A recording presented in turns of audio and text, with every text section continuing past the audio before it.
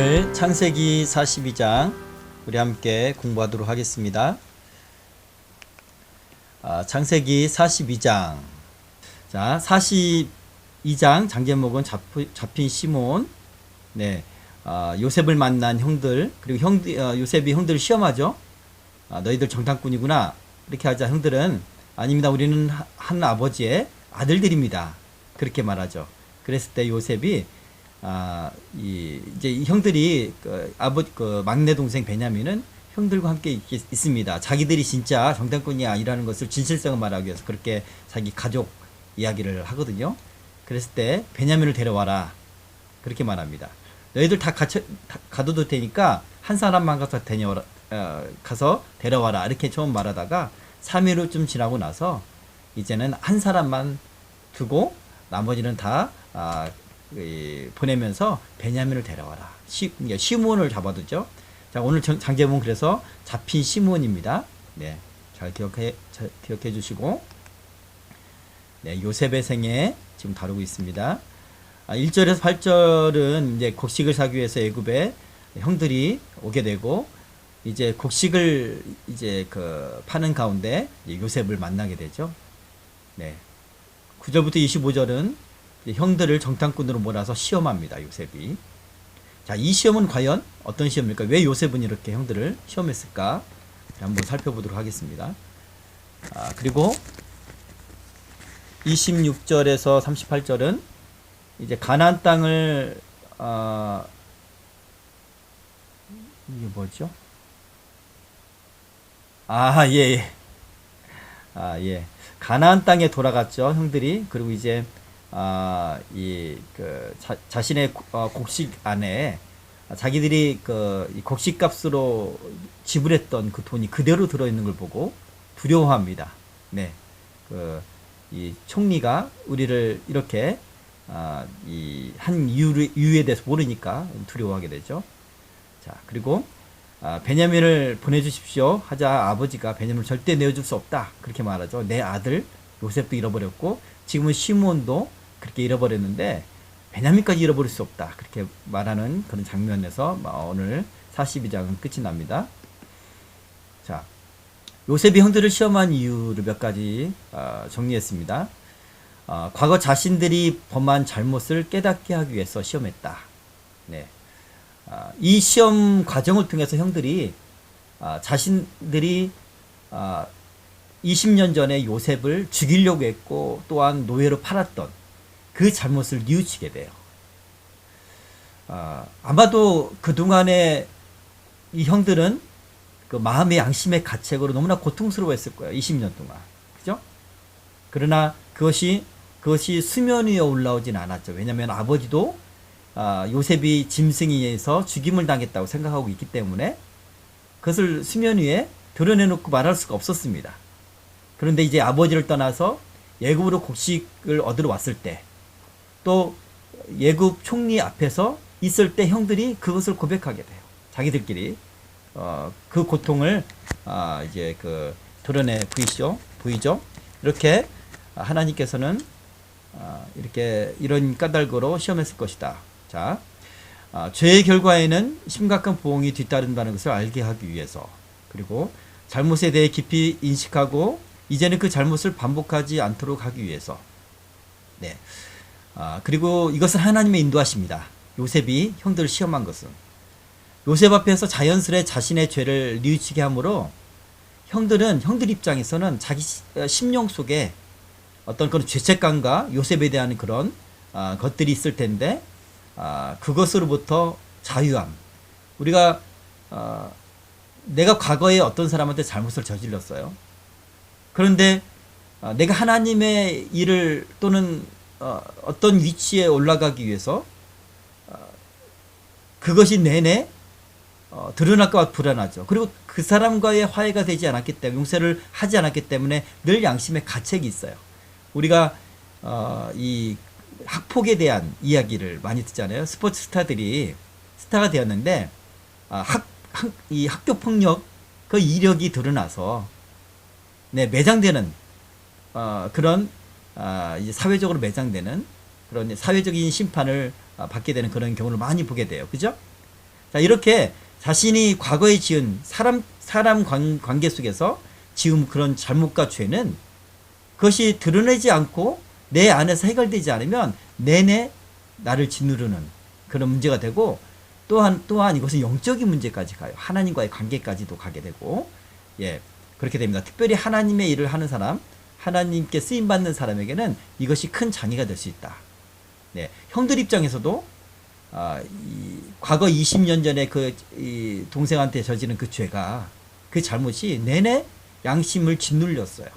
양심을 짓눌렀습니다. 그래서 오늘 이 본문에서 어떤 위기에 처하게 되자, 시련을 이제 맞닥뜨리자, 우리가 내 동생을 그렇게 죽이려고 했고 팔아서 그런가 보다, 그렇게 드러내 자신들이 고백하죠. 자, 이것은 하나님의 인도하십니다. 예, 그 형들을 해소하기 위해서, 그 형들의 어떤 심적인 그런 어두움을 해소시키기 위해서 하나님께서 그렇게 인도하셨다고 볼 수가 있겠고요.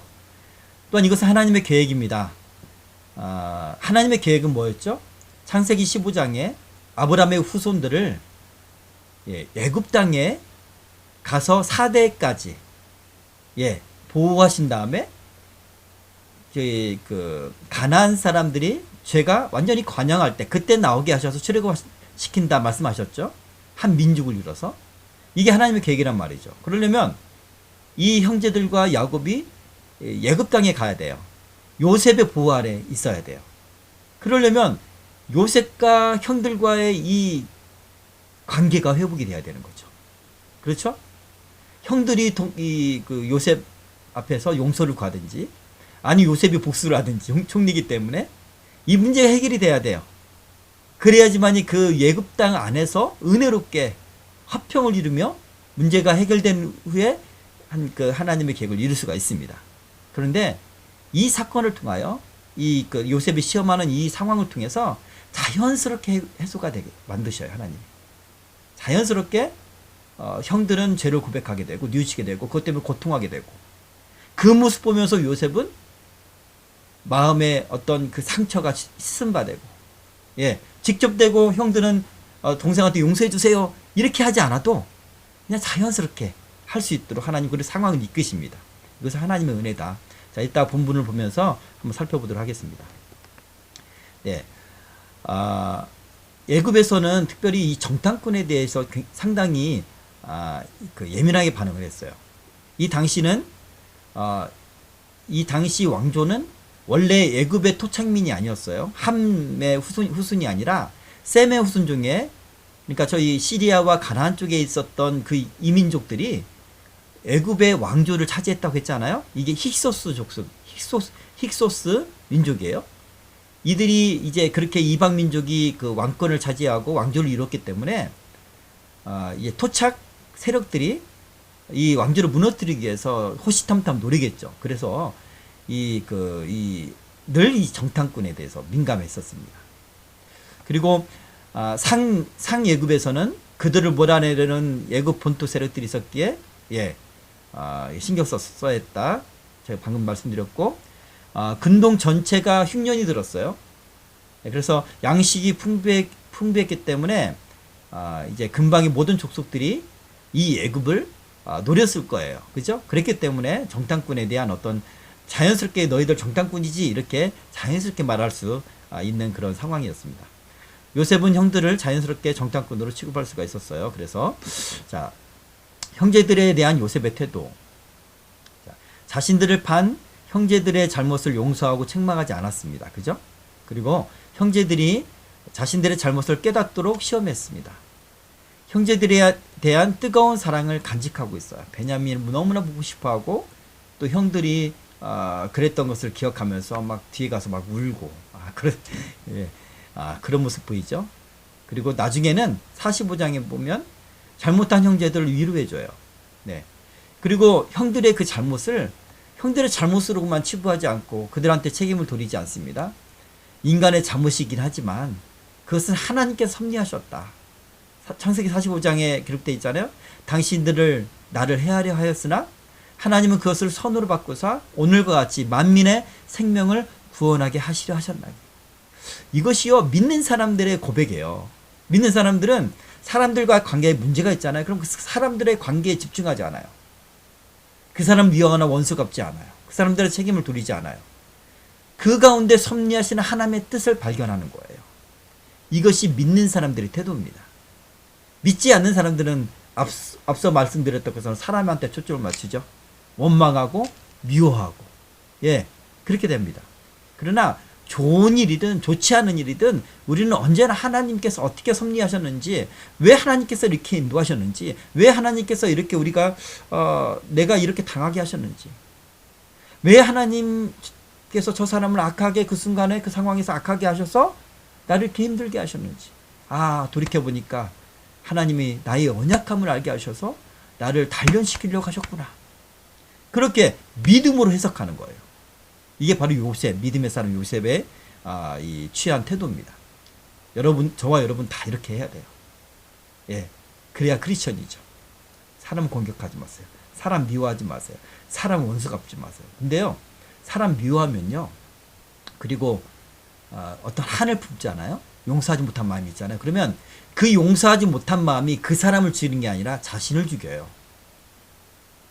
그게 죄가 되어서, 죄의 씨앗이 되어서 사단이 나를 누르는 것이 됩니다. 그렇죠?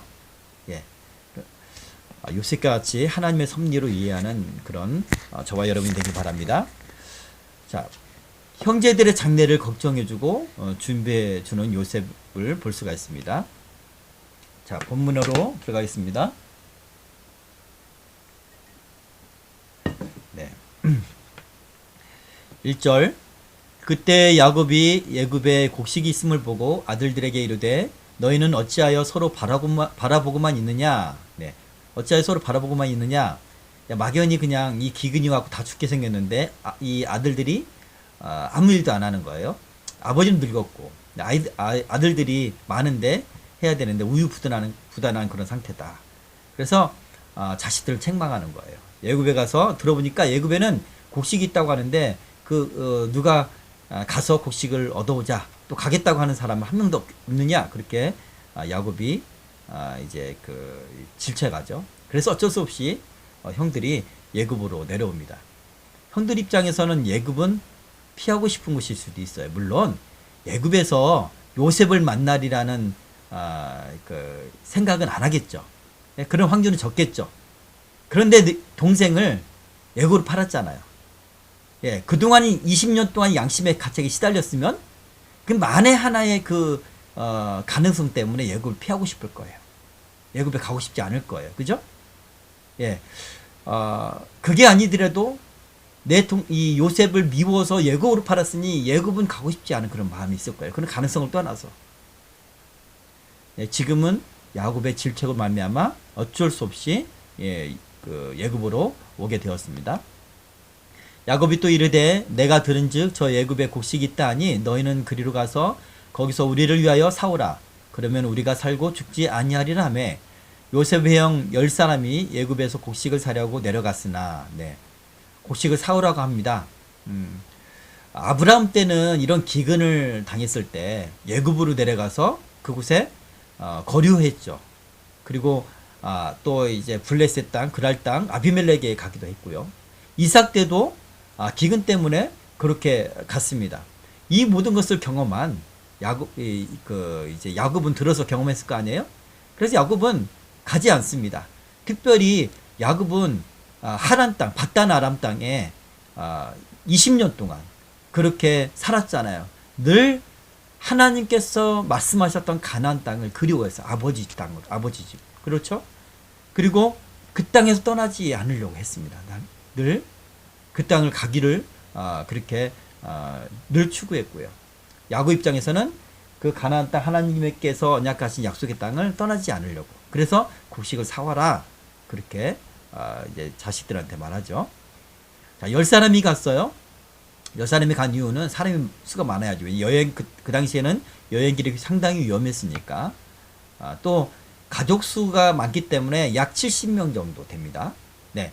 그렇기 때문에 많은 양의 곡식이 필요했어요. 그래서 많은 사람들이 필요하겠죠. 운반할 수 있는.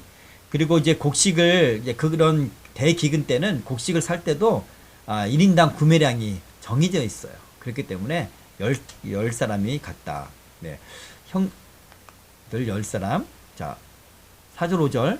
야곱이 요셉의 아우 베냐민은 그의 형들과 함께 보내지 아니하였으니 이는 그의 생각에 재난이 그에게 미칠까 두려움이었더라. 이스라엘의 아들들이 양식 사러 간 자 중에 있으니 가나안 땅에 기근이 있습니다. 네. 야곱이 베냐민을 보내지 않았습니다. 형제가 11명인데 그 이유는 자기가 사랑하는 라헬의 소생 요셉과 베냐민이잖아요. 그 가운데 자신의 아들 요셉이 죽임을 당했다고 생각을 했어요.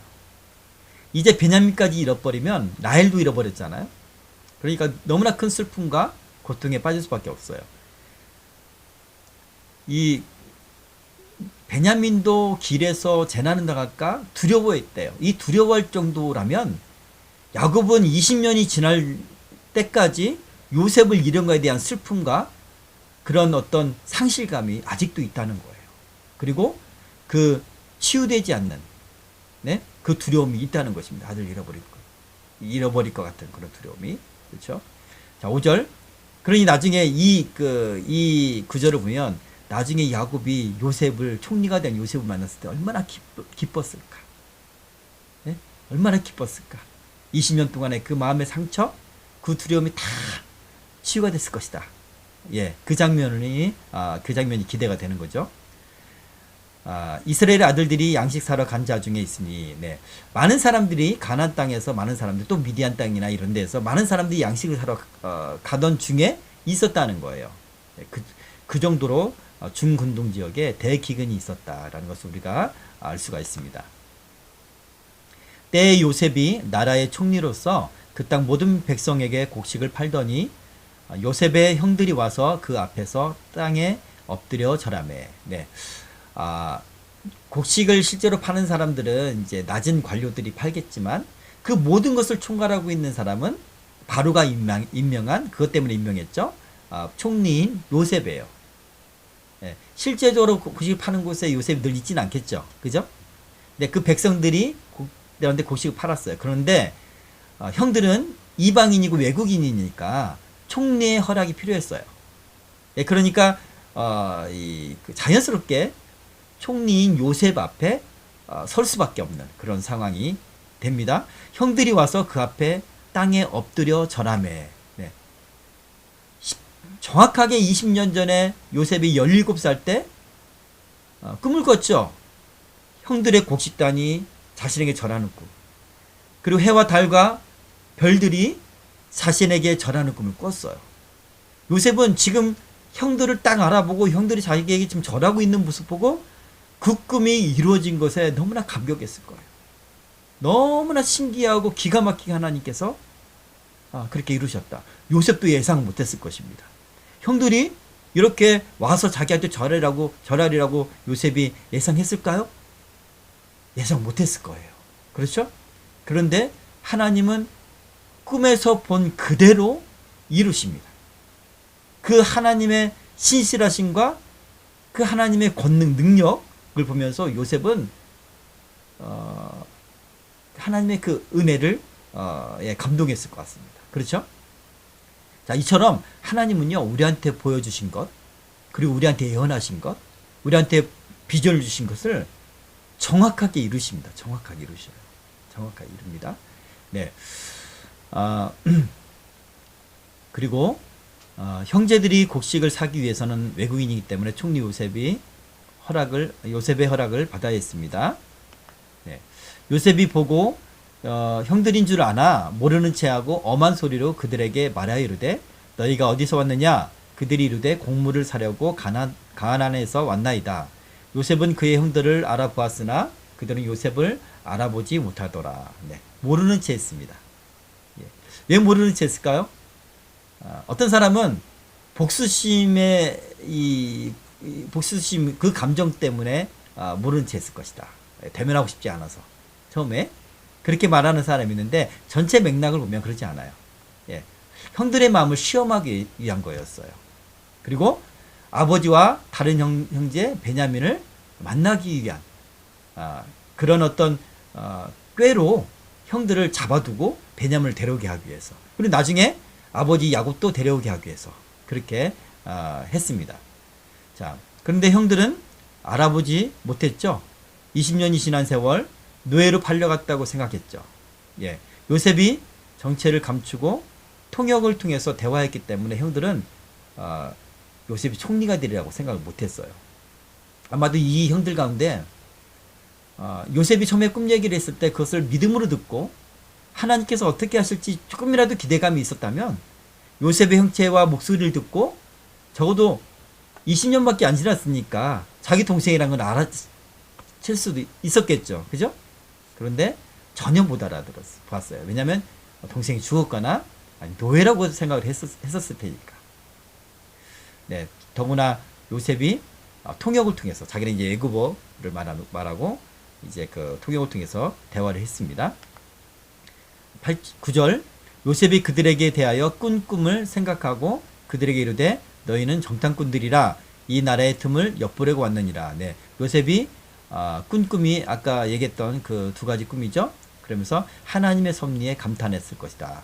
자, 그리고 이제 형들한테 이제 이 나라의 틈을 엿보려고 왔다. 너희들은 정탐꾼이다. 그렇게 말하는 거죠. 네, 애굽 역시 기근으로 국방이 허술한지를 살펴보려고 왔냐? 너희들이 이 나라가 기근이 있고 그런 대재앙을 맞으면요, 어떤 국방력이 약화가 돼요. 25년 전에 북한에 그 고난행군이 있었잖아요. 먹을 것이 없고 그러니까 완전히 국경이 무너져 버렸어요. 네. 자, 그런 상태인 줄 알고 너희들이 정탐하러 왔냐? 우리 애굽을 차지하려고 그렇게 말하는 겁니다. 야, 아까 말씀드렸던 것처럼 애굽인들은 나그네에 대해서 매우 배타적이었어요. 또 그럴 수밖에 없었던 것이 애굽은 주변에 산이 있거나 성이 있거나 그러지 않아요. 예, 그냥 평야 지역이잖아요. 동서남북이 다 트여져 있습니다. 노출되어 있었기 때문에 늘 경계를 해야 했습니다. 15절 너희는 이같이 하여 너희 진실함을 증명할 것이라 바로의 생명으로 맹세하노니 너희 막내 아우가 여기 오지 아니하면 너희가 여기서 나가지 못하리라. 네, 형들이 말합니다. 우린 정탐꾼이 아니에요. 우리는 한 아버지 아들들입니다. 동생이 하나 더 있는데 그 동생은 아버지가 지금 데리고 있어요. 그렇게 말하자 그래? 그러면 니네가 진짜라면 한번 증명해봐. 니네가 동생이 있다고 했지? 근데 안 데려왔다고 했잖아? 그 동생을 데려와봐. 그렇지 않으면 너희가 여기서 나가지 못할 거야. 그렇게 요셉이 말합니다. 자, 여기서 이제 내가 바로의 생명으로 맹세하노니 라고 하죠. 보통 이 유대인들은 여호와의 사심을 두고 맹세한다 이렇게 말하잖아요. 그죠? 근데 애굽 사람들은 이게 최고의 내 말이 진짜다, 확실하다 라는 것을 명확하게 밝히기 위해서 이 말을 사용합니다. 바로의 생명으로 맹세한다. 이 바로가 거의 신적인 존재였으니까 그렇게 이야기를 하고요.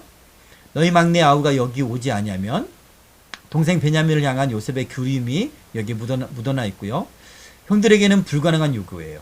왜냐하면 야곱이 베냐민은 절대로 내어주지 않을 것이기 때문에. 그만큼 야곱은 두려움이 많았다는 거예요. 그만큼 상실에 대한 두려움이 많았어요. 자식을 잃은 것에 대한 슬픔이 너무나 컸어요. 오늘 이 마지막 본문에 보면 시몬이 잡히고 베냐민을 데려와야 시몬이 노임을 당합니다라고 하는데도 불구하고 야곱이 절대로 나를 그냥 내가 음부에 내려가겠다. 그렇게 말할 정도로 거의 불가능한 일이었어요. 이 요셉의 요구는 형들이 들어줄 수 있는 요구가 아니었습니다. 그러니까 진퇴양난에 지금 처한 거야. 애굽에서 곡식을 얻으러 왔는데 가무에 갇히게 생겼어요. 아니면 죽임을 당하게 생겼어요. 정탐꾼들 물려서. 그렇죠? 베냐민을 못 데려오면 지금 여기서는 시몬만 잡아둔 게 아니라 모두 다 나가지 못한다라고 얘기를 했으니까. 예, 한 사람만 가서 데려와라. 그렇게 이제 얘기하게 되거든요. 자, 그런 상황에서 위기에 빠진 상황, 아주 어떤 심적으로 상당한 스트레스, 그런 시련에 빠진 그런 상황에서 이 형들이 지난날의 잘못을 뉘우치게 돼요. 예. 동생 요셉과 화해하기 위해서 죄의 뉘우침이 필요한 겁니다. 왜냐하면 이제 애굽에서 요셉과 함께 그 보호를 받으며 살아야 되잖아요. 그죠? 이게 하나님 은혜예요. 이런 상황들을 하나님이 어떻게 사용하시는지 또 계속해서 살펴보겠습니다.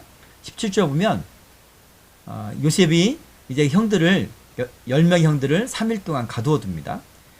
그리고 사흘 만에 요셉이 그들에게 이르되 나는 하나님을 경외하노니 너희는 이같이 하여 생명을 보존하라. 여기서 하나님은 내가 여호와 하나님을 경외하는 히브리인이다 이런 뜻이 아닙니다. 여기서는 그냥 엘로힘 여호와라는 단어 안 쓰고 하나님을 경외한다. 그러니까 뭐 하나님이라고 하면 오늘날 예를 들어서 뭐 저기 그 알라도 하나님이라고 하고 막 그러잖아요. 그러니까 일반적인 그 신을 얘기할 때 그 하나님이란 단어를 사용해요. 자, 이같이 하여 생명을 보존하라. 너희가 확실한 자들이면 너희 형제 중 한 사람만 그 옥에 갇히게 하고 너희는 곡식을 가지고 가서 너희 집안의 굶주림을 구하고. 네. 이전 방금 전에는 너희들 다 감옥에 갇히고 한 사람만 가서 베냐민을 데려와라. 그렇게 말을 했습니다. 근데 3일쯤 지나고 나서는 이제 바꿔요. 네.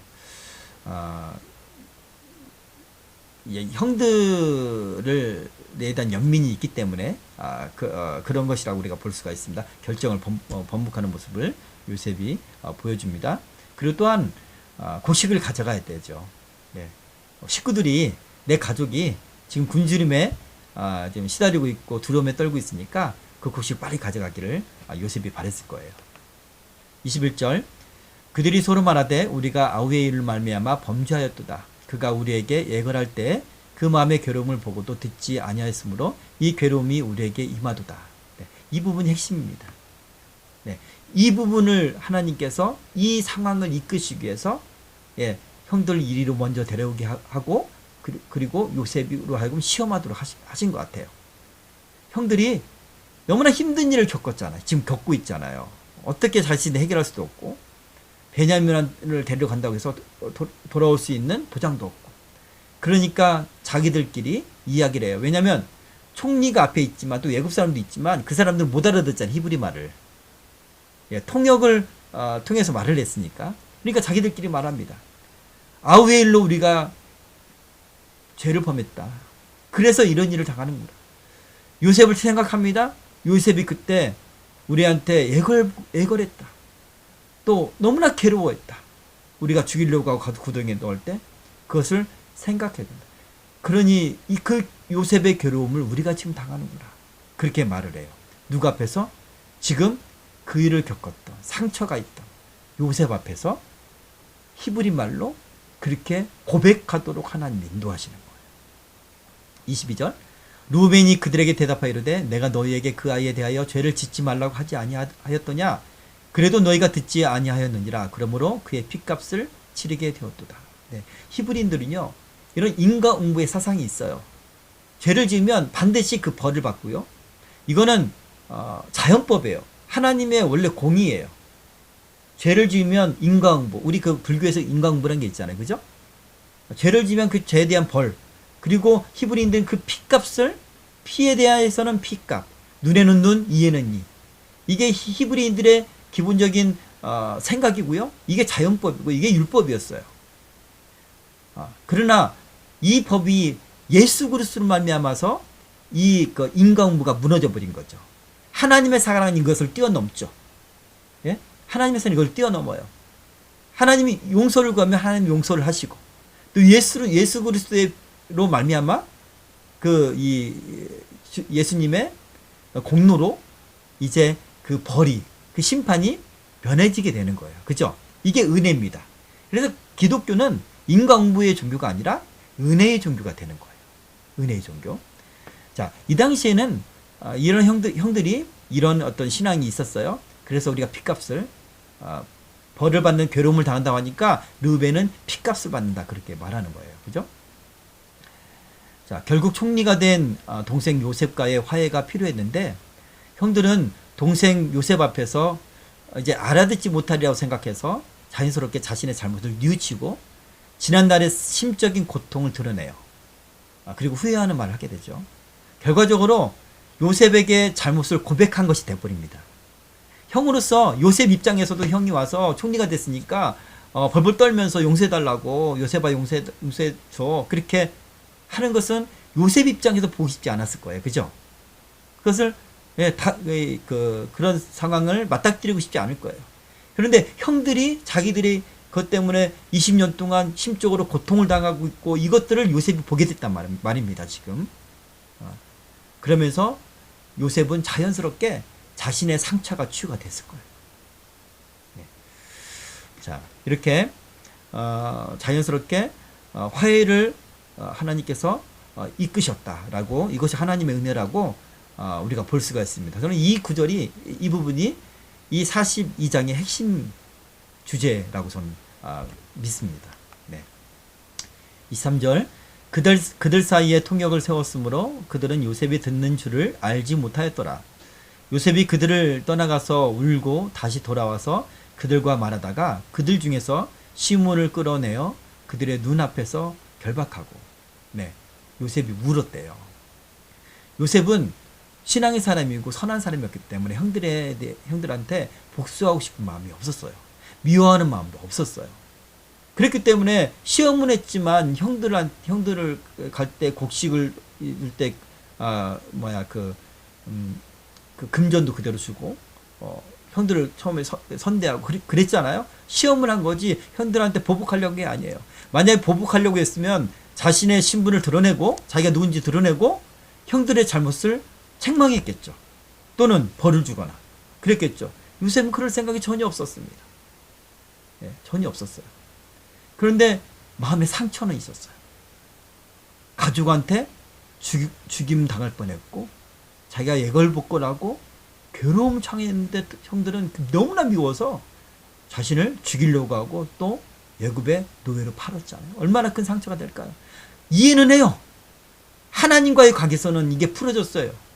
하나님, 나를 이곳에 와서 총리가 되게 하셔서 많은 사람들을 구원하게 하시려고 나를 세우셨군요. 그래서 형들을 통해서 그 미움을 사용하셔서 나를 노예로 팔게 하셨군요. 이거는 하나님의 섭리를 이해를 해요. 그렇게 믿어요. 근데 당사자들과 사랑하는 사람들과의 관계 속에서 받은 상처는요, 그대로 풀어야 돼요. 사람과의 관계 속에서 풀어야 돼요. 우리가 과거에 어떤 사람한테 잘못을 했어요. 그러면 내가 그 지은 죄를 때문에 늘 마음에 죄책이 있어.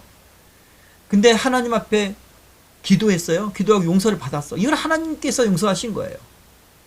그 죄는 하나님이 용서하셨어요.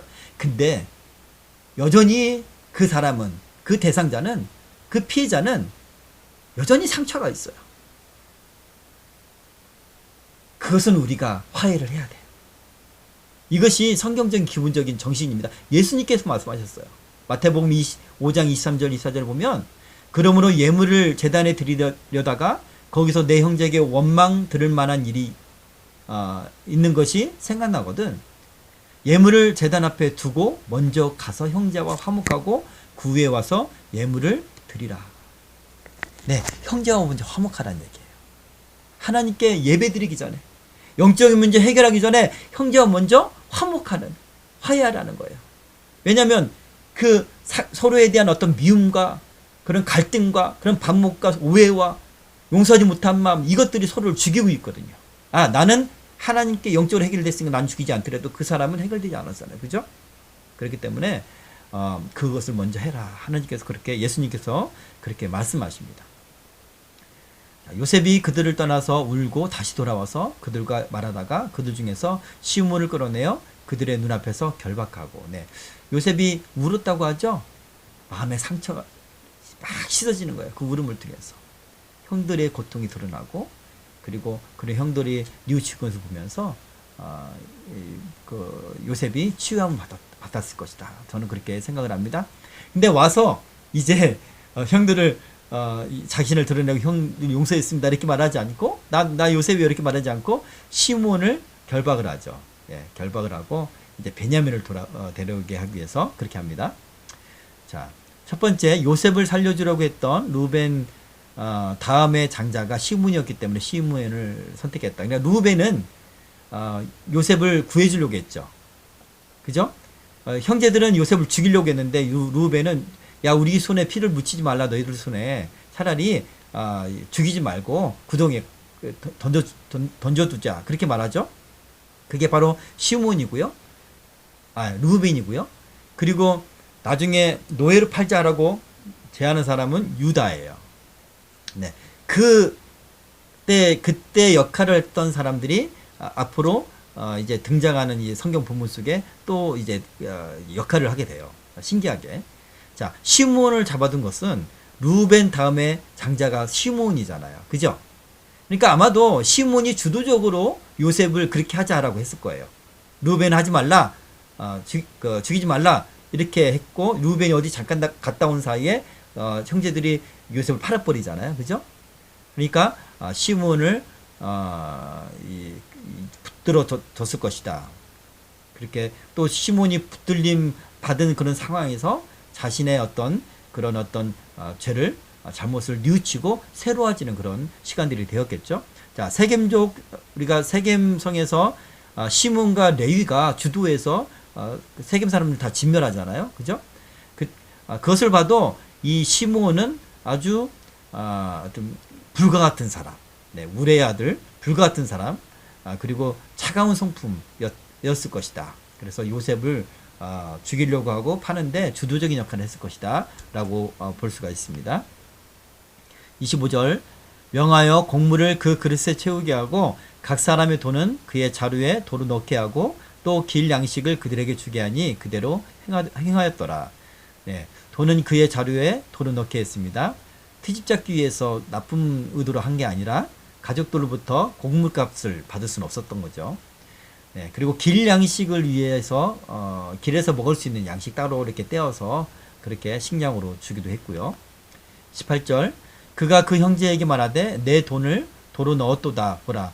네, 형제들이 이제 돌아가다가 이제 숙박하는 곳에서 이렇게 나귀한테 약대한테 이제 곡식을 주려고 이렇게 풀어보니까 그 안에 돈이 있는 거예요. 자신들이 지불했던. 내 돈을 도로 넣었도다 보라, 자루 속에 있도다. 이에 그들이 혼이 나서 떨며 서로 돌아보며 말하되 하나님이 어찌하여 이런 일을 우리에게 행하셨는가 하고. 네, 너무나 두렵죠. 왜냐하면 그것을 빌미해서 쫓아와서 자신들을 죽일까, 죽일 수도 있고 또 시몬을 처형할 수도 있고 그렇잖아. 그런 두려운 상황, 뜻밖의 두려운 상황에 지금 처하게 된 거예요. 자, 이것은 하나님을 원망한 게 아니에요. 하나님께 책임을 돌리는 것이 아닙니다. 하나님께서 우리가 그런 과거의 죄와 잘못 때문에 하나님 이렇게까지 하나님 인도하는 것을 보면 하나님 뜻이 어디 있는가? 예, 그렇게 아까 요셉 앞에서 뉘우치는 그런 장면이 있었고, 좀 더 이제 그 위기에서 벗어나고 좀 안심한다 생각했는데 더 이 두려운 상황을 맞닥뜨리게 된 거예요. 그러면서 회개가 점점점 깊어지는 거예요. 자신을 돌아보고 하나님의 뜻이 어디 있는지를 돌아보게 되는 거예요. 그렇죠? 네, 그런 장면이라고 볼 수가 있겠습니다. 29절, 루벤이 그의 아버지에게 말하여 이르되, 자, 이제 아버지께 돌아왔어요. 집에 돌아왔죠. 그리고 내가 그를 아버지께로 데리고 오지 아니하거든 내 두 아들 죽이소서. 자, 있었던 이야기를 형제들이 아버지한테 다 이야기를 합니다. 그리고 베냐민을 데려가야겠습니다 라고 하니까 절대로 내어주지 않죠. 그래서 루벤이 말합니다. 그를 데려가지 아니하거든, 만약에 베냐민을 그대로 안전하게 데려오지 않으면 내 두 아들을 죽이세요. 그를 내 손에 맡기소서. 내가 그를 아버지께로 데리고 돌아오리라. 자, 베냐민을 다시 나한테 맡기면 돌아오게 하겠다. 네, 장자는 장자예요. 책임감이 있죠. 요셉을 죽이려고 할 때도 만류를 했었고요. 요셉을 구하려고 했었고, 지금도 시몬을 구하기 위해서 자기가 책임을 지고 그렇게 하겠다는 거고요. 내 두 아들을 죽이라고 하는 것은 어쨌든 가장의 모든 가족들, 또 자손들의 이것들이 달려 있어요. 네, 그런 의미에서 말하는 거고요. 네, 여기까지 오늘 말씀을 정리하겠습니다. 뒤에 있는 말씀들은 요셉이 했던, 자기들이 있었던 그 이야기를 그대로 아버지한테 얘기하는 내용이었으니까 제가 생략을 했고요. 57절 하나만 읽을게요. 42장이죠. 42장 맨 마지막 절 38절이네요. 네. 제가 여기 29절이라고 돼 있었는데 PPT에 37절입니다. 그죠? 잘못 썼네요. 네. 38절 읽을게요. 야곱이 이르되 내 아들은 너희와 함께 내려가지 못하리니. 네. 베냐민을 그렇게 사랑했어요. 내 아들이다. 그렇게 여길 정도로 이렇게 다른 아들들한테 내 아들을 왜 데려가려고 그래?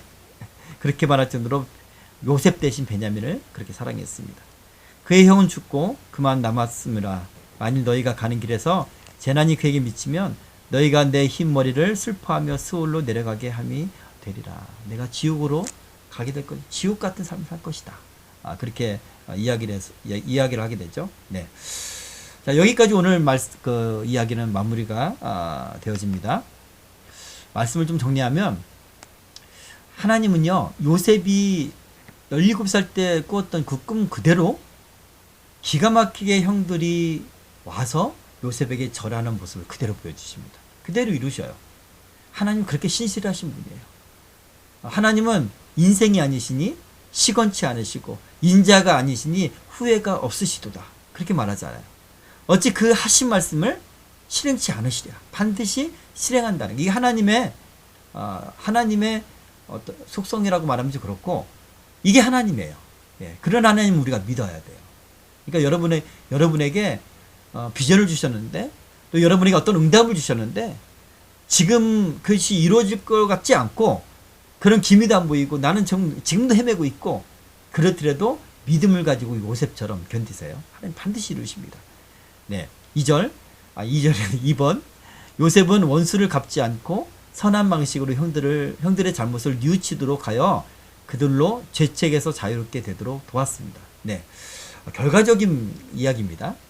요셉이 그것을 의도하려고 하진 않았을 거예요. 시험만 했는데 요셉이 악하게 행하지 않고 보복하지 않고 형을 시험하면서 형들은 이 과정을 통해서 자기가 드러내지 못했던 그 잘못과 죄를 뉘우치게 되고, 또 하나님 앞에서 아까 하나님이 어찌 이렇게 하셨는고 하잖아요. 하나님 앞에서 죄를 뉘우치는, 그래서 영적으로 심리적으로 자유케 되는, 예, 우리가 회개를 해야 하나님 앞에 담대하게 나갈 수 있어요. 네, 우리 영적으로도 자유함을 얻습니다. 우리 잘못들을 회개하고 그렇게 뉘우쳐야 되는 건데, 요셉의 이 어떤 사건을 통해서 형들은 자연스럽게 그렇게 되었습니다. 세 번째, 사람 또는 하나님과 화해하기 위해서는 우리는 지난날의 잘못을 뉘우치고 회개해야 됩니다. 네, 사람한테 잘못한 것은요, 사람한테 화해를 청하세요. 내가 구체적으로 내가 어떤 잘못을 했어 이렇게 말하기가 좀 그러면 가서 화해를 청하세요. 그냥. 네, 그렇게 했을 때 우리 안에 있는 묵은 그런 죄책감, 이것들을 해소할 수가 있습니다. 그 사람도 마찬가지고. 그리고 하나님과 화해하기 위해서는 물론 예수 그리스도로 말미암아 다 화해가 됐지만, 우리가 하나님 앞에 담대하지 못하고 담대하게 서 있지 못하다면 항상 회개를 해야 돼요. 내가 오늘 지은 죄를 가지고도 회개를 해야 돼요. 우리가 구원받기 위한 회개 아니에요. 그 회개는 그날 지은 죄를 가지고 자기 전에 회개를 하는 거예요. 하나님, 왜냐하면 그게 하나님과의 관계가 또 문제가 되어서 영적으로 둔감해지고 하나님과 멀어지고 이렇게 됩니다. 그렇죠? 사단이 들어오고. 그러니까 날마다 우리는 하나님께 회개해야 돼요. 그랬을 때 하나님과 화평을 날마다 이룰 수 있고 하나님의 은혜 가운데 거할 수가 있습니다. 자, 여기까지 창세기 마지막 오늘 이 42장 과정을 통해서 하나님은 하나님의 계획을 이루시는데 너무나 친절하게, 그리고 너무나 치밀하게 일하시는 것 같아요.